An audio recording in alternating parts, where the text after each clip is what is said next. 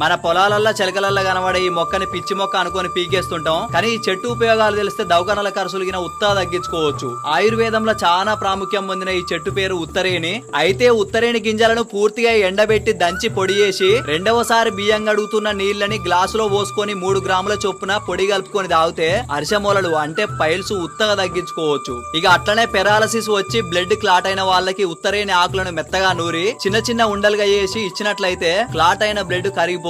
ఇంకో మంచి విషయం, ఉత్తరేణి వేర్లతోటి పండ్లు తోమినట్లయితే మన దంతాలను గట్టిగా ఉంచుకోవచ్చు. మళ్ళీ ఆరోగ్యంగా ఉండి చిగుళ్ళుగిన గట్టి పడతాయి. మళ్ళీ ఈ చెట్టు ఆకులను దంచి రసం తీసి తాగినట్లయితే కిడ్నీలను శుభ్రంగా చేస్తుంది.